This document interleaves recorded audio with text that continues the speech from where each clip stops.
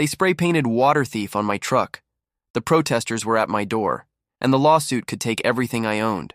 I'd paid $45,000 for 12 acres everyone said was worthless, land that sat on the market for 7 years because nobody wanted it. But 3 weeks after I bought it, I found water, underground springs, during a drought. And suddenly, the whole town wanted a piece of what was mine. The mayor offered me pennies. Corporations offered me $750,000. My neighbors called me greedy for not giving it away for free. But what they didn't know was that I'd already made a decision that would make me enemies on every side. I owned land nobody wanted, until it became the one thing everybody needed. And what I did with it would either destroy me or prove that doing the right thing is worth losing everything you thought mattered. I stood at the edge of what everyone in Willowbrook, Georgia called Henderson's Folly, 12 acres of scrubby, rock-strewn land that had been rotting on the market for 7 years. My sister Carmen stood beside me, arms crossed, looking at me like I'd finally lost my mind. "You're seriously considering this?" she asked, gesturing at the desolate property stretching before us. "Maya, this land has been for sale since 2016. There's a reason nobody wants it." I walked further into the property, my boots crunching on dry, cracked earth. It was mid-July 2023, and Georgia was suffering through the second year of a brutal drought. Water restrictions were in place across 3 counties. Willowbrook's reservoir sat at 40% capacity. Everyone's lawn had turned that particular shade of brown that screamed mandatory conservation. "The reason nobody wants it," I said, pulling out the geological survey I'd requested from the county, "is because everyone's looking at what it can't do instead of what it can." I'd spent 10 years working as a landscape architect in Atlanta, designing elegant gardens for wealthy clients who could afford my services. I'd saved every penny with one goal: buying land where I could build something that actually mattered, something sustainable, something mine. "Maya, look at this place," Carmen insisted. "It's rocks and clay. The soil's garbage. Everyone says the bedrock's too close to the surface for building. Why would you waste your money?" "Because I'm not trying to build what everyone else builds," I told her. "This elevation everyone sees as a problem, I see water management advantages. These rock formations, natural terracing. Carmen, this property's been rejected for the wrong reasons." The asking price was $48,000. I had $52,000 saved, a decade of careful financial discipline. I could buy it outright and still have money for development. Maybe I connected with this land because I understood rejection. I'd spent my entire career being overlooked. A Latina landscape architect in an industry dominated by white men. My suggestions about native plants and water conservation dismissed by clients who wanted impressive, not responsible. This land could be both. I made the offer that afternoon. $45,000. Cash, as is. The seller, some estate liquidating old man Henderson's properties, accepted within 2 hours. By week's end, I owned 12 acres everyone considered worthless. The gossip started immediately. I heard it everywhere. "That Atlanta woman bought Henderson's Folly. Paid cash for land nobody wants. Give her 6 months." I didn't care. I'd built my entire adult life on not caring what people thought. I moved to Willowbrook in August, renting a small house 2 miles from my property, and spent every morning walking those 12 acres with coffee and notebooks, studying every inch. 3 weeks after closing, I found it. I was surveying the western boundary, where limestone outcroppings dominated, when I noticed something odd: a depression in the rock face, darker than surrounding stone, with visible moisture despite the July heat. Water, seeping from rock, in the middle of a drought. My hands shook as I photographed it and marked GPS coordinates. Over the next week, I found 3 more seepage points, all on the western side, all suggesting underground water movement. I hired Dr. Ellen Pritchard, a hydrogeologist from University of Georgia. She spent 2 days on my property with ground-penetrating radar and core sampling equipment. Her report made my stomach drop. "You're sitting on a substantial underground aquifer," she told me, standing where the seepage was most visible. "These limestone formations are karst topography, underground channels formed by water erosion over thousands of years. The aquifer beneath your property is fed by springs that have been flowing independently of surface conditions." "How much water?" I asked, barely breathing. sustainable yield could be 50,000 to 100,000 gallons daily, maybe more. Maya, this could supply a small town. I stared across my 12 worthless acres, understanding flooding through me. In a region suffering multi-year drought, where water restrictions grew stricter monthly, where Willowbrook's reservoir was dangerously low, I'd accidentally bought property containing water that could solve the town's most critical problem. For $45,000. Because everyone looked at surface challenges and missed what lay beneath. Within 2 weeks, word spread. I hadn't intended to share the information yet. I was still processing. But Dr. Pritchard mentioned her findings to a colleague who told someone else, and small-town gossip did what it does. By September, my phone rang constantly. The mayor wanted meetings. A regional water utility sent letters expressing significant interest. 3 developers called with offers starting at $300,000 and climbing. My neighbors, people who'd watched me buy this land with pity just months ago, suddenly wanted to be friendly, to discuss community resources and shared benefits. The land nobody wanted was suddenly the property everyone needed. And I had absolutely no idea what I was going to do about it. The first official meeting happened on a Tuesday morning in the mayor's office, a cramped room above Willowbrook's town hall that smelled like old coffee and bureaucratic frustration. Mayor Diane Foster was a woman in her early 60s who'd held the position for 12 years, and she looked at me across her desk with the carefully calibrated expression of someone trying to appear friendly while making demands. "Ms. Castellanos, thank you for coming," she said, gesturing to the chair across from her. 2 other people sat in the room. A man I recognized as the town's water utility manager, Greg Paulson, and a woman I didn't know who introduced herself as Rebecca Kim, the town attorney. I'd known this meeting was coming. The phone calls and letters had made it clear that Willowbrook's government wasn't going to let the aquifer discovery go unaddressed. But sitting in this office, facing 3 officials who clearly had an agenda, I felt my defenses rising. "Mayor Foster," I said, keeping my voice professional.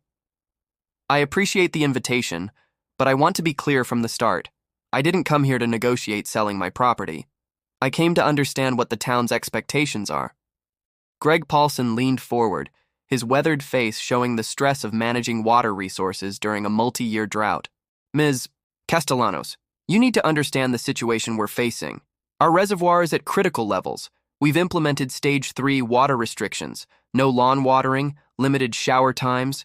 Restaurants can't serve water unless customers request it. If we don't get significant rainfall this fall, we'll be facing Stage 4 restrictions by spring, which means potential health hazards and possible state intervention." "I understand that," I said carefully. "I've been living here for 2 months. I'm following the same restrictions everyone else is." "Then you understand why we're interested in discussing access to the aquifer on your property," Mayor Foster said. "That water source could relieve pressure on our reservoir system, provide security for our residents, potentially end the restrictions that are strangling local businesses." Rebecca Kim, the attorney, pulled out a folder thick with documents. "Ms. Castellanos, Georgia water law is complex, but the relevant statute here is clear.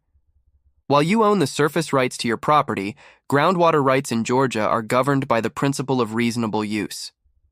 The state can intervene if private water usage or refusal to allow reasonable access to water causes harm to the community." I felt anger spark in my chest.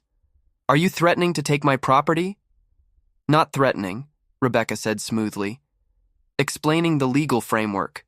If the town determines that public need outweighs private ownership rights, there are legal mechanisms for ensuring community access to critical resources. Like eminent domain, that would be a last resort," Mayor Foster interjected, her tone suggesting it wasn't off the table. "We're hoping to work collaboratively. The town is prepared to offer fair compensation for establishing a well system on your property that could feed into our municipal water supply. You'd maintain ownership of the land. We'd simply have access to the water resource." "What kind of compensation?" I asked, though I already suspected the answer wouldn't be remotely fair. Greg Paulson pulled out a different folder. "Based on comparable agreements in other Georgia counties, we're prepared to offer you $15,000 annually for water access rights, plus covering all costs of well installation and maintenance." I almost laughed. $15,000 a year for access to an aquifer that could provide 100,000 gallons daily. By my rough calculation, that water was worth at least $200,000 annually if sold at municipal rates, probably more. They were offering me less than 10% of its value while maintaining that it was fair compensation. That's insulting, I said flatly. And you know it. Ms. Castellanos, Mayor Foster's voice hardened. We're trying to work with you here, but you need to understand this isn't about your profit. This is about a community's survival. People in this town are suffering, businesses are closing, agriculture is failing, and you're sitting on water that could solve these problems. Water that's literally flowing beneath land you bought for pocket change 3 months ago. I bought that land because everyone in this town told me it was worthless, I shot back. I bought it with money I saved for 10 years. And now that it turns out to have value, suddenly it's community property? How is that fair? Life isn't fair, Greg Paulson said tiredly. But water is life. And when one person controls a resource that an entire community needs to survive, there are bigger considerations than individual property rights. I stood up, my hands shaking with anger I was trying to control. I need time to think about this, and I need to consult with my own attorney before any further discussions. Of course, Rebecca Kim said, though her expression suggested she'd expected this response. But Ms. Castellanos, please think carefully about how you want to proceed. The town has options if cooperation isn't possible, and publicity around someone hoarding critical water resources during a drought, well, that's not a position you'd want to be in. The threat was clear. Cooperate on their terms, or they'd make my life hell through legal pressure and public opinion. I left the meeting furious and scared in equal measure. I'd bought that land legally. I'd paid market price, admittedly low, but that was the seller's choice, not my manipulation. And now, 3 months later, I was being told that my ownership didn't really matter because the community needed what I had. The phone calls escalated after that meeting. The regional water utility, a private company called AquaSouth Solutions, reached out with a much different offer, $500,000 to purchase my property outright, with an additional $50,000 annual consulting fee if I helped them develop the aquifer commercially. They wanted to bottle and sell the water, market it as pure Georgia spring water, and distribute it regionally. Then came the developers. Cascade Properties offered $750,000 for my 12 acres, with plans to build a luxury housing development around the water feature, marketing it as exclusive lakefront living, despite the drought. They'd drill the aquifer, create an artificial lake, and sell homes to wealthy buyers looking for water security. My mailbox filled with letters. Some were offers. Others were angry notes from Willowbrook residents who'd heard rumors and assumed I was negotiating to sell out. You're going to let some corporation steal our water? One letter read. You moved here 3 months ago and now you're destroying our town. I hadn't agreed to anything. I hadn't made any decisions. But the town had already decided I was the villain. My sister Carmen called, worried. Maya, people are talking. There's a Facebook group. Save Willowbrook's water. And your name is all over it. They're planning protests. Some are calling you greedy. Others are saying you planned this from the start, that you knew about the water before buying. That's insane, I said, pacing my small rental house. I had no idea. The geological survey didn't show any of this. Nobody knew.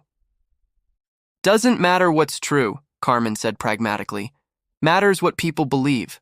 And right now they believe you're either going to sell to the highest bidder or hoard the water while they suffer. I sat at my kitchen table that night, surrounded by offers, legal threats, and angry letters, trying to figure out what I actually wanted. I'd bought that land to build something meaningful, something sustainable, something that aligned with my values. But I'd also bought it as an investment, as security, as the foundation for a future I'd spent 10 years working toward. Did that make me selfish? Did my individual rights really not matter because I accidentally owned something other people needed? I thought about the mayor's words. Water is life. She wasn't wrong. People were suffering. The drought was real. And I did have the power to help. But I also remembered how this town had treated me. The dismissive comments when I bought worthless land, the gossip, the assumption I'd fail. Now they needed me. And suddenly I was supposed to hand over what I owned for a fraction of its value because community mattered? I pulled out Dr. Pritchard's report and read it again, studying her recommendations for sustainable water management. And slowly, An idea began forming, one that would satisfy nobody completely, but might actually be the right thing to do. I wasn't going to sell to the town for pennies. I wasn't going to sell to corporations who'd exploit the resource. And I wasn't going to hoard the water out of spite. I was going to do something nobody expected, something that would probably make me enemies on all sides. But it was my land, my water, my decision. And I was about to make it. I called Dr. Pritchard the next morning and asked her to meet me at my property. When she arrived, I was standing at the western boundary where the seepage was most visible, holding her report in my hands. I need your honest assessment, I told her. If I develop this aquifer sustainably, proper well systems, careful yield management, environmental protections, can it serve both my interests and the community's needs without destroying the resource? Dr. Pritchard studied the rock formations thoughtfully. Absolutely. The key word is sustainably. If you extract within the aquifer's recharge rate, which my data suggests is substantial, you could provide significant water access indefinitely. But Maya, that requires careful management, ongoing monitoring, and respecting natural limits. It means saying no to maximum profit extraction. What if I created a community cooperative? I asked. The idea that had been forming all night finally taking shape in words. Not selling to the town, not selling to corporations, but establishing a nonprofit water cooperative where community members could buy shares at reasonable rates, giving them guaranteed access to water while keeping the resource community controlled. Dr. Pritchard's eyes widened. That's actually brilliant. There are models for this. Community land trusts, cooperative utilities. You'd maintain ownership of the land, but the water access would be democratically controlled by shareholders. It protects the resource from corporate exploitation while providing community benefit. And pisses off everyone who wanted to buy me out, I added. Probably, she admitted with a slight smile. But it's ethically sound and legally defensible. I spent the next week working with an attorney who specialized in cooperative structures, not Rebecca Kim, who clearly worked for the town's interests, but an independent lawyer from Athens named Marcus Odom who understood what I was trying to build. The structure we created was simple: Henderson Spring Community Water Cooperative. I would donate the water rights to the cooperative while maintaining land ownership. Community members could purchase shares for $500 each, affordable enough for working families, high enough to demonstrate commitment. Each share entitled the holder to 1,000 gallons monthly at cost-based pricing, roughly 70% below municipal rates. Corporate entities couldn't buy shares. The cooperative would be governed by an elected board of shareholders, not by me. All profits would be reinvested in infrastructure and environmental protection. I held a public meeting at the community center to announce the plan. The room was packed, easily 200 people, some curious, most hostile. I saw Mayor Foster in the front row, her expression unreadable. Greg Paulson sat beside her, arms crossed. Several of the developers who'd made offers stood in the back, clearly interested in what I'd say. 3 months ago, I bought 12 acres everyone said was worthless, I began, my voice steady despite my racing heart. I paid $45,000 for land that had been rejected for 7 years. Nobody wanted it. Nobody saw value in it. Murmurs rippled through the crowd. I saw some hostile faces, some merely skeptical. Then I discovered the aquifer, and suddenly, everyone wants a piece of what I own. The town wants to pay me $15,000 a year for water worth 10 times that. Corporations have offered me $750,000 to exploit it commercially. And some of you, I gestured to letters I'd brought, have sent me messages calling me greedy, accusing me of planning this, demanding I give away what I legally own. The murmurs grew louder. Mayor Foster shifted uncomfortably. So here's what I'm going to do, I said, pulling out the cooperative documents. I'm creating a community water cooperative. I'm donating the water rights, not selling them, donating them. Any resident of Willowbrook can buy shares for $500, which gives you monthly water access at cost-based pricing. No corporate ownership, democratic governance. The water stays community-controlled. Silence filled the room. Then Greg Paulson stood up. That's generous, Ms. Castellanos, but $500 per share? There are families in this town who can't afford that. Are you creating a system where only people with money get water? I'd anticipated this. The cooperative will have a sliding scale and scholarship program for low-income families. Nobody gets excluded based on ability to pay, but everyone needs to have some investment, some stake, because free things aren't valued and protected. What about the town's water system? Mayor Foster asked. We still need to supply people who can't or won't join your cooperative. The cooperative can contract with the town to supplement the municipal system at fair rates, I said. But the town doesn't get control. The community does. A woman in her 40s stood up. I recognized her from the hardware store. Why should we trust you? You moved here 3 months ago. You don't know us. This could be some scheme where you maintain control while pretending to be generous. I'm serving on the initial board only until the first election, I said. After 6 months, shareholders vote for their own governance. I'll have 1 vote, same as everyone else. And if you don't trust me, I pulled out the legal documents Marcus had prepared. These bylaws are public record. Everything is transparent. The meeting lasted 2 hours. Some people were supportive. Others remained hostile. The mayor and town officials left without commenting publicly, though I saw Rebecca Kim taking furious notes. But by the end of the week, the first applications started arriving. A retired teacher bought 2 shares. A young family bought 1. Dale Morrison, the farmer who'd been friendly when I first arrived, bought 5 shares and called to tell me I was doing right by this town, even if they're too stubborn to see it yet. Within a month, 180 families had purchased shares. The cooperative raised $90,000, which we used to drill the first well and install distribution infrastructure. Dr. Pritchard managed the environmental monitoring. Marcus handled legal compliance, and I watched as the land everybody said was worthless became something nobody had expected, not a commodity to be exploited, but a community resource managed by the people it served. The corporations and developers were furious. AquaSouth Solutions sent threatening letters about restraint of trade. Cascade Properties lobbied the county to block our permits. The town officials were frustrated that they'd lost control of a resource they'd assumed they could commandeer. But the families who'd bought shares? They were getting water. Reliable, affordable water. During a drought. I still owned the land. But I'd given away what made it valuable.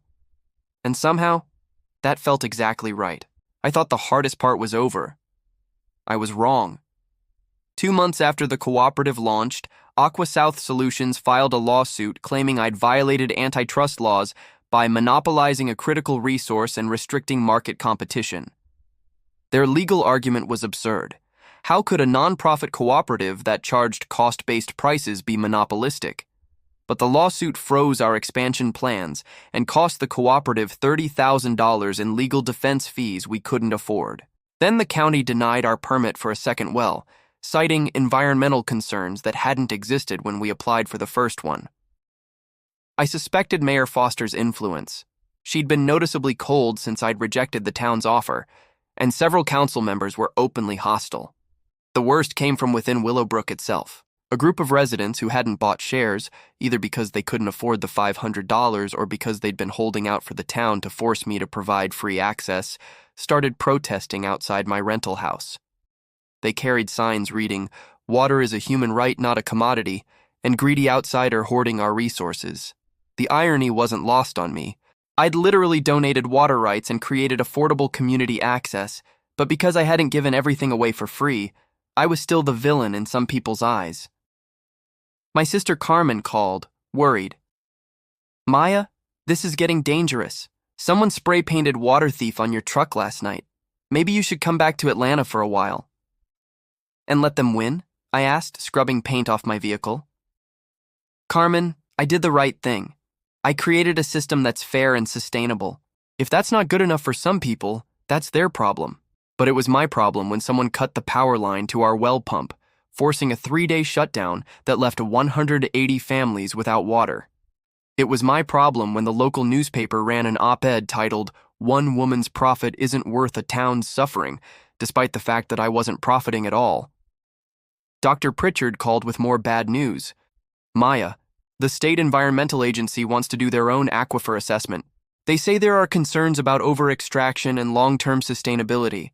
I think someone powerful is putting pressure on them to find problems with your operation."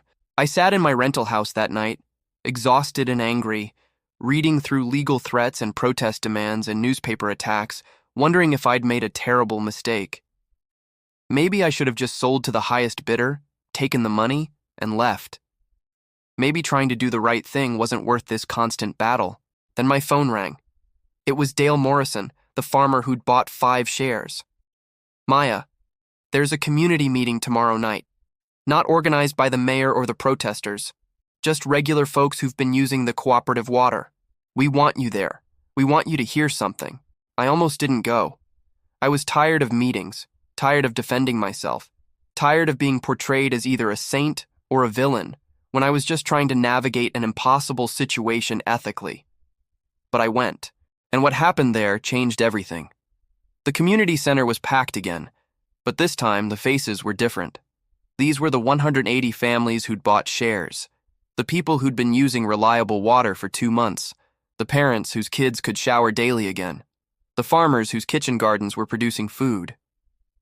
Dale stood up first. Maya moved here and bought land we all said was worthless. She found water we desperately needed. And instead of selling to corporations or letting the town lowball her, she created something that benefits all of us. She's being sued, protested against, and attacked for doing the right thing. That's not acceptable. One by one, cooperative members stood and spoke. A single mother who said affordable water meant she could afford her daughter's medication. An elderly man who said reliable water meant he could stay in his home instead of moving to assisted living. A young couple who said water security gave them hope to stay in Willowbrook instead of leaving like so many others. We're forming a legal defense fund, Dale announced. Every share member is contributing $50 to fight AquaSouth's lawsuit, and we're going to the county meeting next week to demand they approve the second well permit. Maya gave us something valuable. We're going to protect it, and her. I sat in that room full of people I barely knew, people who 3 months ago had viewed me as an outsider, and I cried. Not from frustration this time, but from relief. I wasn't alone anymore. The community I'd tried to serve was standing with me. 6 months after I bought Henderson's Folly, everything changed. The legal defense fund raised $40,000. We beat AquaSouth's lawsuit. The judge called it frivolous harassment of a legitimate community cooperative. The county, facing pressure from 180 vocal voters, approved our second well permit. The protests stopped when protesters realized they were outnumbered by grateful cooperative members. Mayor Foster eventually approached me with a revised offer. The town would contract with the cooperative to supplement the municipal system, paying fair market rates that benefited all shareholders. It wasn't what she'd originally wanted, but it was what was fair. By spring, the cooperative had 340 member families. We'd installed 3 wells, hired 2 full-time staff, and established a scholarship program that provided free shares to 30 low-income families. The aquifer monitoring showed we were well within sustainable extraction limits. I stood on my property one morning, watching the sun rise over land everyone said was worthless, and felt something I hadn't felt in years. Peace. I'd bought 12 acres for $45,000. I could have sold it for $750,000. Instead, I'd created something worth far more, a community-controlled resource that would serve Willowbrook for generations. People still called it Henderson's Folly, but now they said it with affection, not mockery. The worthless land had become the town's most valuable asset, not because of what I owned, but because of what I'd given away. My sister Carmen visited and found me planting native wildflowers along the well sites. "You could have been rich," she observed. "I am rich," I said, gesturing at the land, the water, the community I'd accidentally joined. "Just not in the way you mean. The land nobody wanted had taught me something important. Real value isn't measured in dollars. It's measured in the lives you touch, the resources you protect, and the courage to do what's right even when it costs you everything you thought you wanted. I'd bought worthless land and built something priceless.